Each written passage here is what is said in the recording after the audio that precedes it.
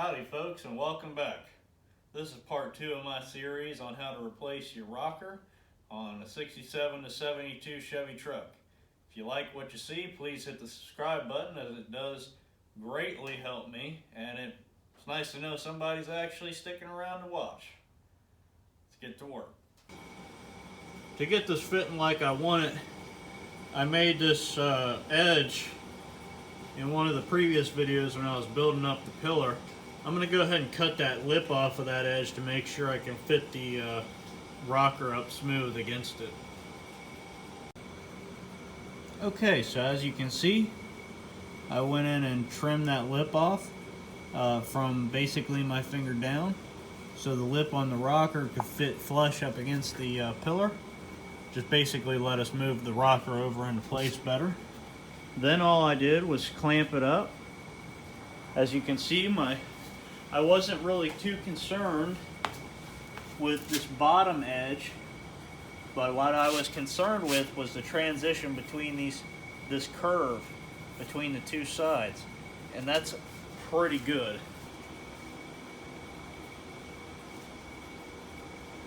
That hopefully shows you how close it is. It's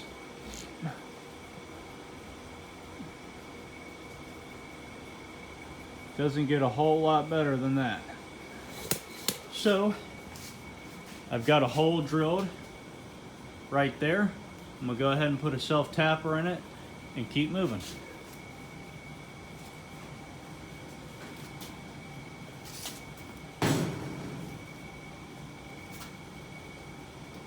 Looks like it's gonna be pretty close. We'll check it.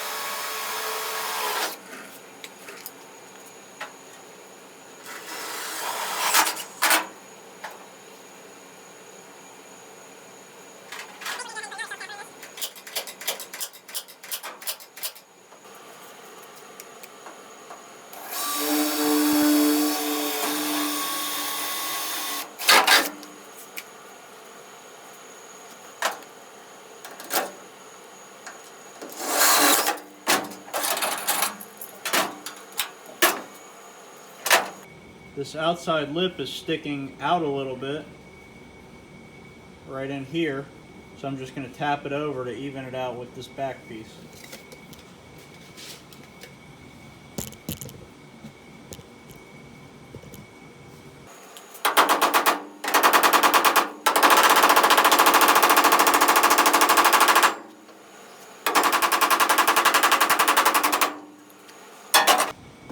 I'm leaving the bottom clamp in place to keep that curve where I want it.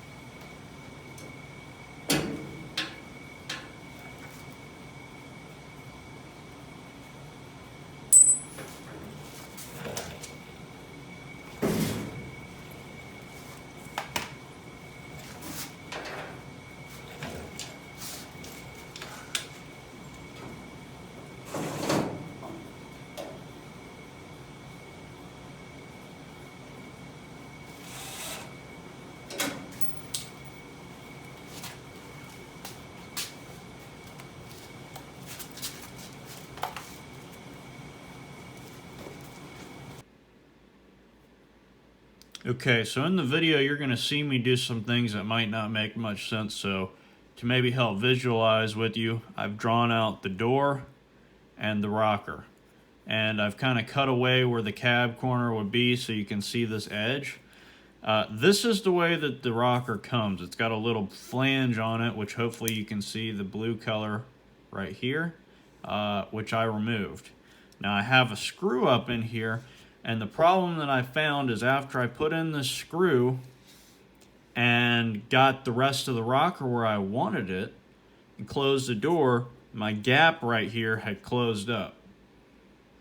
And you'll see me take this side off totally, and pretty much what I had to do is every time you change something to these panels, like you saw me cut out this little flange, that flange really helps hold the curve, this part down in here, in place. And what I mentioned about taking that flange off is that allowed me to kind of manipulate the radius of that curve just a little bit.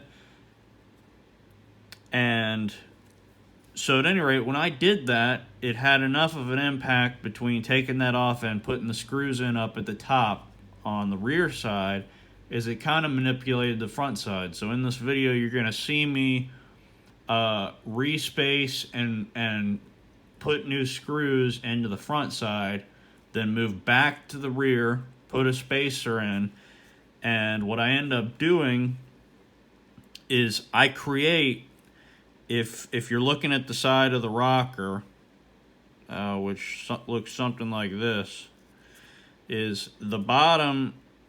Imagine that top line that I just drew right there is the top of the rocker right here. Okay, so I created a little piece that matched the curve of the rocker, and I put it up against, or that matched the curve of the cab corner, and I put it and tack welded the very top corner right here to the rocker. And then what I did is I did some splice cuts to help me manipulate in the rocker to match that little piece I made that I knew matched the cab corner. And that's just a little technique I used on the other side, which is pretty nifty, because the only other way for me to get this rocker to match the cab corner would have been for me to make a major splice down it and tweak the whole thing up, and I was worried that it wouldn't look the same all the way across. So if it's not, the radius was barely off from the rocker to the cab corner, as you'll see in the video. So this is a good way to kind of fix that, but I just wanted to elaborate for you what was going on, because you're going to see me do this and it might not make sense, and at the time I was just running through it, and some of my video I couldn't find it where I explain this a little bit more.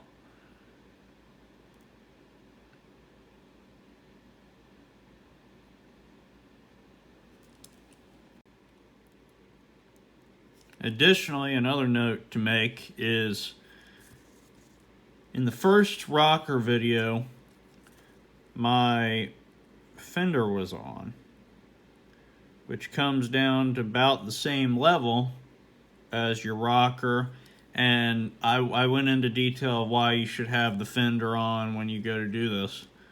So I got my rocker in place, took the fender off, and then screwed it in.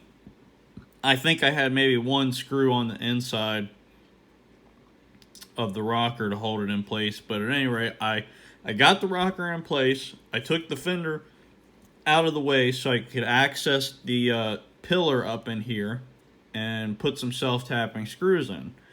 Well, now, since I had to unscrew it, reposition it with the correct gap at both ends, and then screw it back in, it's very important that before you do much else, you put your fender back on to make sure that this all still looks good in this region, because you've repositioned your rocker since you've had your fender on to compare it. So that's just a quick note that you need to make sure you do when you're doing this. You always want to reference everything before burning this stuff in completely. So while I was trying to fit this rocker I didn't really like the way it was sitting. So I cut a slice right here in order for me to push this part in and kind of bring the bottom out and just give me another place to have an adjustment per se. Okay, so what's going on now is I'm having a hard time. I've got the space, the gap where I want it, but now the rocker is too low for the bottom of this curve to match up. So I've got the spacer where I want it, but my problem is this bottom lip. To get this to fit, the whole thing really needs to be up. Aside from cutting a splice all the way down to lift that up, I've got to figure out what I want to do. I may be able to cut what's left of this piece inside of here so it loses its rigidity along that curve and maybe be able to bend it where I want it. I'm not sure. So I think I'll go ahead and try that and just see what happens.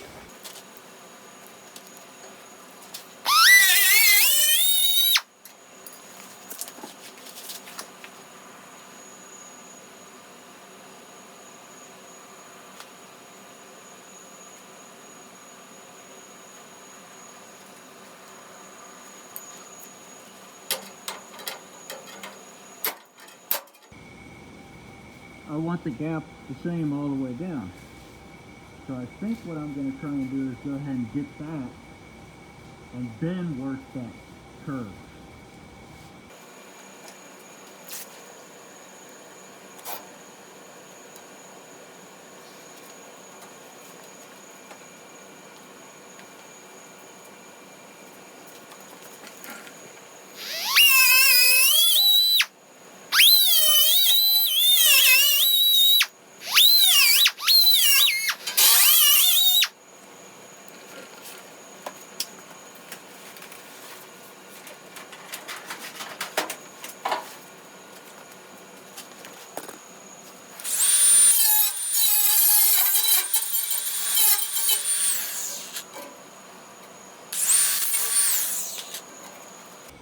Still just working that curve.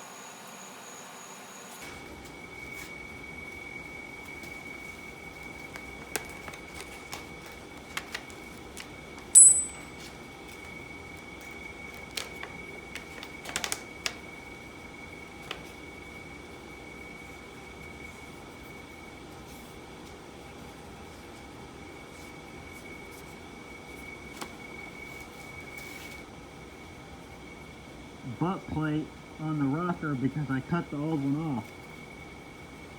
I think it's going to go like that.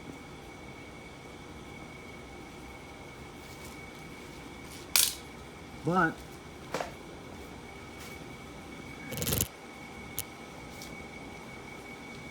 you can see making those splices got us pretty close. And I'll have that gap pretty close to the rest of the door. Might end up trimming it a little bit more to fit, because once I stick the butt plate on it, it's going to be a little bit too much this way. So I'll just grind it off a little bit more pop the butt plate on there and be done.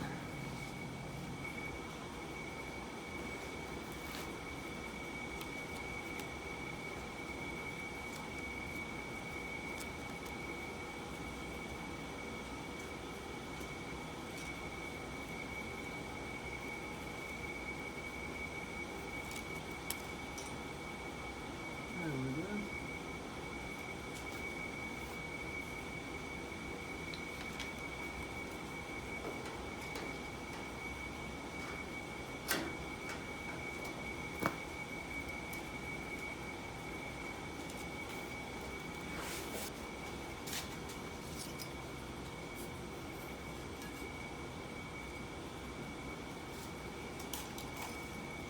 So with that template I showed you that I made with just a piece of index card, I made the outer curve match this cab corner curve. Then I went back in with another piece of paper, this is the opposite side, and kind of fine-tune that inner edge to cut the curve in the back piece. And what that does is it makes it fit flush up against that inside lip down in there, between back inside of there. And that just lets everything sit flush, so when you go to put your seam sealer in and you go to tack this all up, it's just better that way, less area. Anytime you can eliminate gaps, I try and do it, especially in here. You won't let water, dirt, and that sort of thing get up between anything. So this side matches this curve. So basically what I'm going to do is fit it up against my rocker, and I'm going to start at the top, put up here, and just give it a tack, and then work it down. So I got to clean off the paint right there.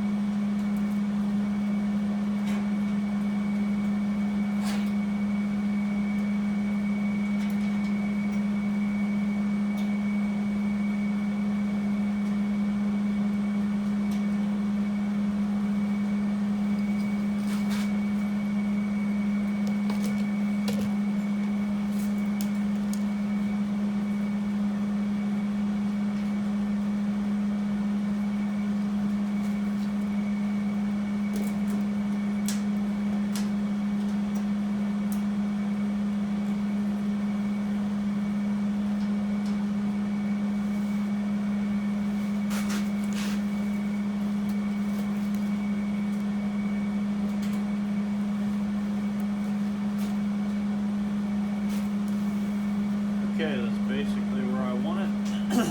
Go ahead and give it a tack.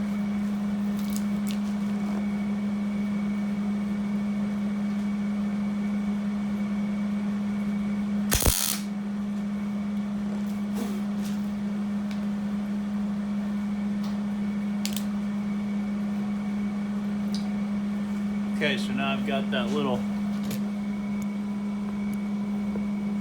piece tacked up in there. Got it tacked up in there. I know that the curve of that matches the curve of this, so I'll just tweak these similar to what we did up here on the cab corner, around the curve of the cab. We're going to do the same thing down here. And I'm just going to tack the outside, and then we'll take off the rocker and then fill in the inside, and that way I don't have to distort this front end too much.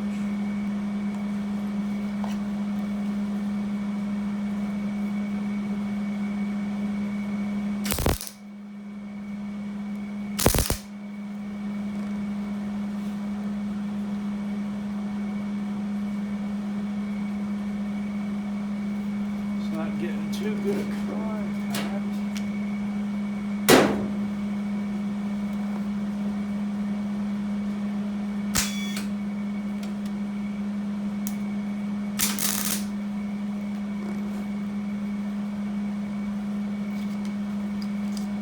same method as up top.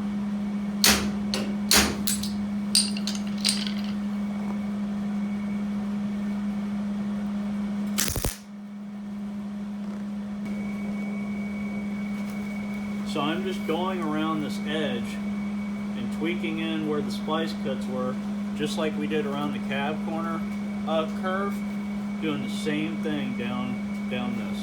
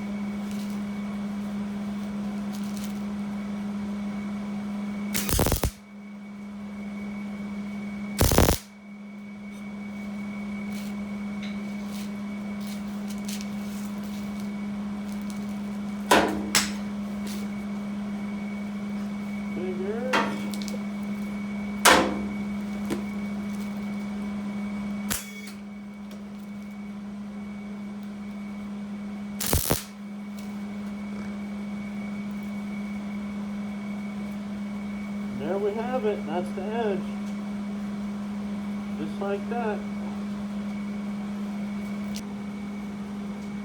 I'm going to extend the splices over just a little bit more, maybe an inch on the bottom ones, just to help even out that transition, because it does kind of swoop up a little bit.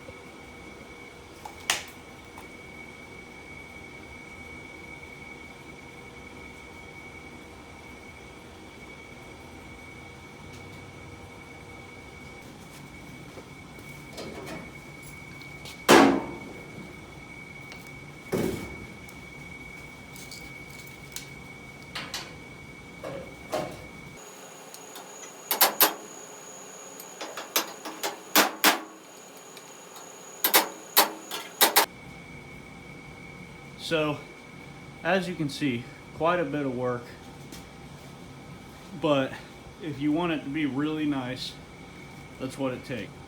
If you can tell, I'll probably worry about this, getting this lined up perfectly with this and filling that in last, one of the last things I do, because this piece is going to get tacked up against the rocker, and then we'll do some adjusting after that. But as far as this curve and this side, it's good. We've got it held in place with self-tapping screws. The gap is perfect all the way across the bottom. So now our next move is to pay some attention in here.